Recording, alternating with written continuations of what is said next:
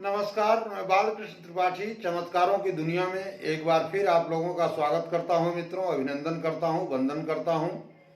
आज के इस वीडियो में मित्रों हम श्रीमद् भगवद गीता के अध्याय 7 के श्लोक नंबर 13 से 19 तक इन 7 श्लोक के बारे में हम लोग सबसे पहले श्लोक को मित्रों जानेंगे, उसके बाद उसके अर्थ को समझने का प्रयास करेंगे और उसके बाद इन श्लोक नंबर 13 से लेकर के 19 तक का इनके अर्थ का और श्लोक का मित्रों हमारे जीवन में क्या, भौतिक जीवन में क्या उपयोग हो सकता है, हम अपनी उपलब्धियों को, अपनी सपनों को साकार करने के लिए इनसे क्या मदद ले सकते हैं मित्रों, यह हम लोग जो है वह जानने का प्रयास करेंगे।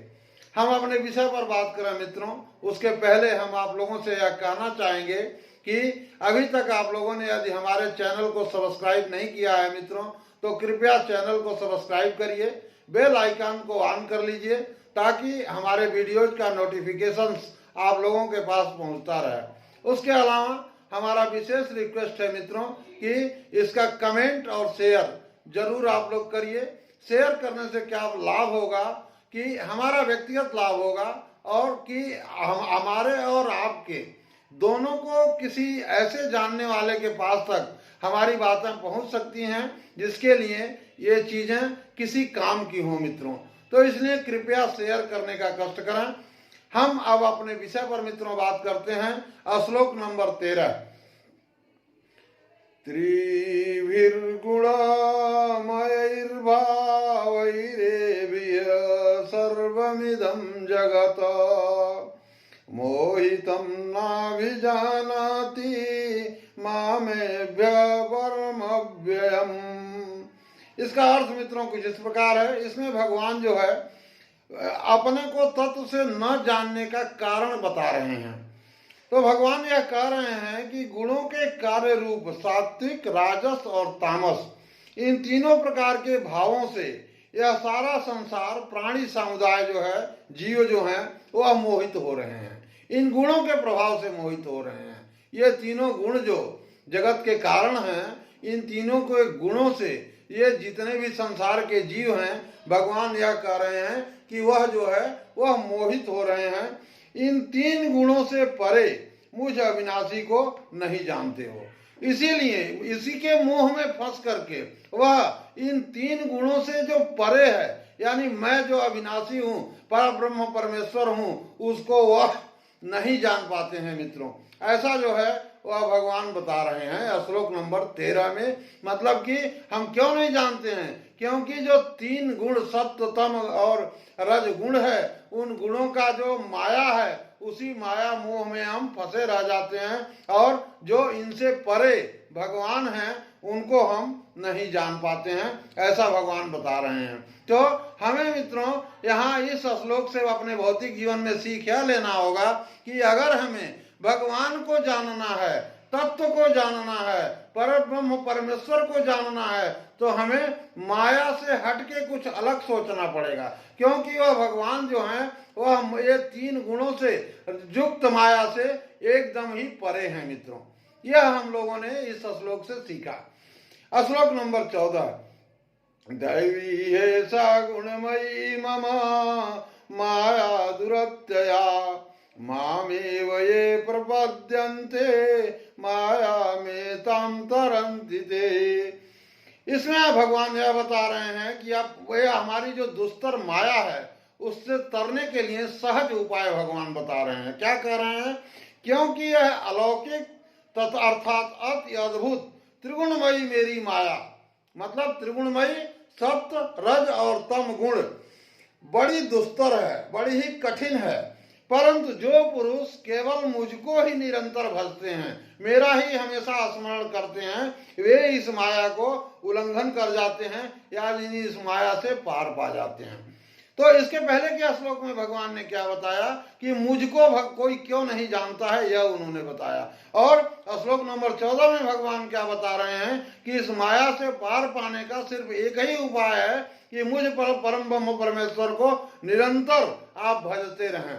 तो यहाँ पर इस श्लोक से मित्रों हम लोग अपने भौतिक जीवन में यह बहुत बड़ी सीख ले सकते हैं कि जो कुछ भी करते हैं आपका जो कर्म है वो करते रहिए, लेकिन करते समय, कर्म करते समय और दुनिया में जीवन को जीते हुए, सारे क्रियाकलापों को करते हुए भगवान को जरूर स्मरण करते रहिए मित्रों, अगर आपको अपनी आध्यात्मिक और भौतिक प्रगति चाहिए तो हमें ऐसा करना पड़ेगा। यह बहुत बड़ी सीख इस श्लोक से मित्रों हम लोग यहाँ पर ले सकते हैं। श्लोक नंबर 15, न माम दुष्कृतिनो मूढ़ा प्रपद्यन्ते नराधमाः माययापहृत ज्ञाना आसुरम भावमाश्रिताः।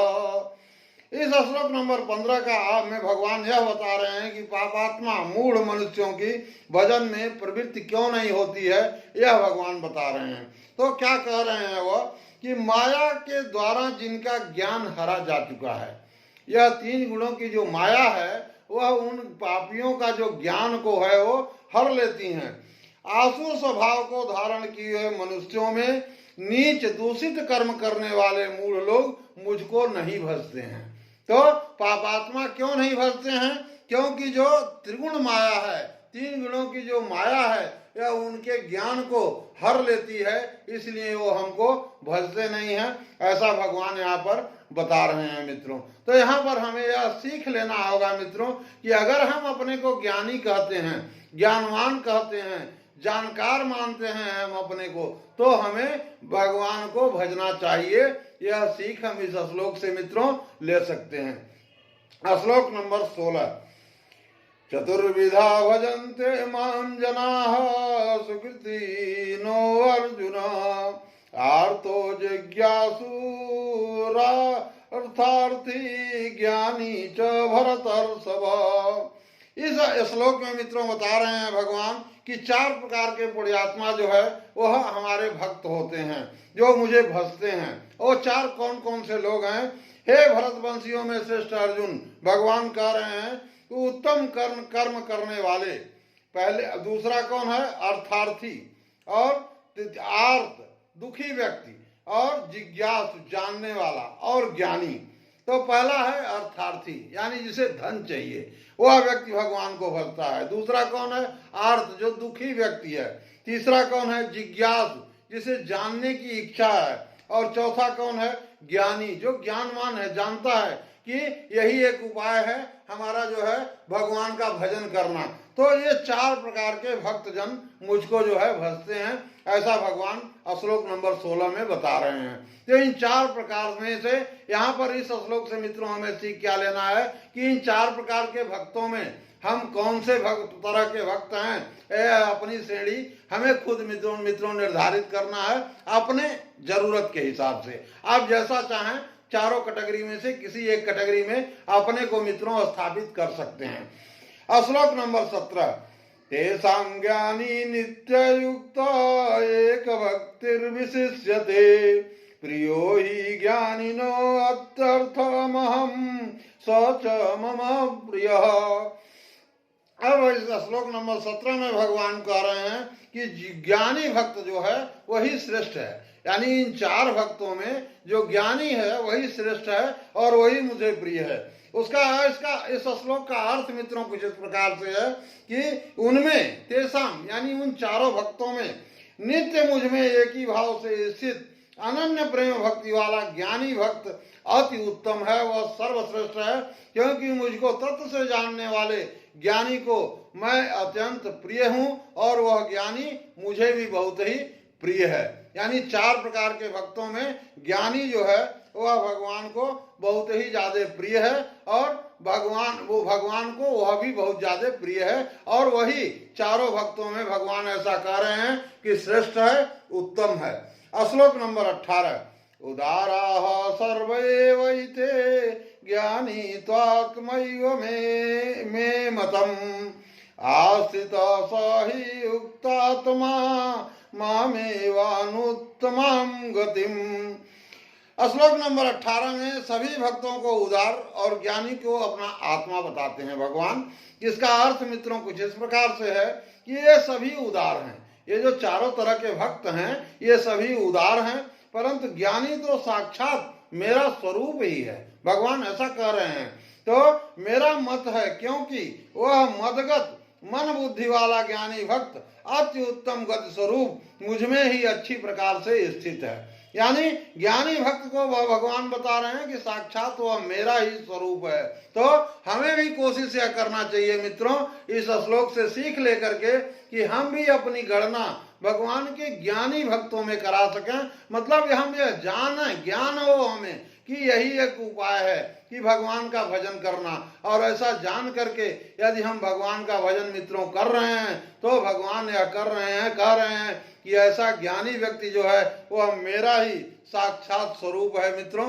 तो यह सीख मित्रों इस श्लोक से हम लोग ले सकते हैं। श्लोक नंबर 19, बहुनां जन्मनामन्ते ज्ञानवान् मां प्रपद्यते वासुदेव सर्वमिति स महात्मा सुदुर्लभ। इस श्लोक में मित्रों जो है ज्ञानी भक्त की दुर्लभता को भगवान बता रहे हैं कि ज्ञानी भक्त जो है वह बहुत ही दुर्लभ होते हैं। तो भगवान कह रहे हैं कि बहुत जन्मों के अंत के जन्म में तत्व ज्ञान को प्राप्त पुरुष सब कुछ वसुदेव ही हैं, सब कुछ वसुदेव ही हैं, कृष्ण भगवान ही हैं, इस प्रकार मुझको भजता है वह महात्मा अत्यंत दुर्लभ है। ऐसा जो महात्मा है वह बहुत ही दुर्लभ है। मित्रों हम सभी लोग चाहते हैं कि हमारी जो गणना है वह दुर्लभ व्यक्तियों में हो। और दुर्लभ व्यक्ति कौन है, यहाँ पर भगवान खुद बता रहे हैं कि जो व्यक्ति यह जानता है कि वासुदेव यानी भगवान श्री कृष्ण ही सब कुछ हैं। और ऐसा जान करके यदि हम उस भगवान वासुदेव देवकी नंदन को स्मरण करते हैं, उनकी पूजा करते हैं, उनका जप करते हैं, तो हम जो है वह अत्यंत दुर्लभ व्यक्तियों की श्रेणी में होंगे और भगवान के साक्षात रूप होंगे। और भगवान बता रहे हैं कि वह खुद मेरा ही स्वरूप है, यानी वह मैं ही हूँ और वह मुझे बहुत प्रिय है और उसे मैं बहुत प्रिय हूँ। तो यहाँ पर इन श्लोक से मित्रों हम लोगों ने कुछ अपने भौतिक जीवन में क्या उपयोग कर सकते हैं वह जानने का प्रयास किया और भगवान श्री कृष्ण की क्या महिमा है यह हम लोगों ने जानने का मित्रों प्रयास किया। इस अध्याय का नाम भी जो है एक तरह से ज्ञान योग है। यहाँ पर ज्ञान के बारे में बात की जा रही है इस अध्याय में मित्रों। और यहीं पर मित्रों हम अपने इस वीडियो को परिपूर्ण कर रहे हैं। आशा है हमारी वीडियो आप लोगों को अच्छी लगी होगी। हम मिलते हैं अपनी अगली वीडियोज में, तब तक आप अपना अच्छे से ख्याल रखिए मित्रों। बहुत बहुत धन्यवाद।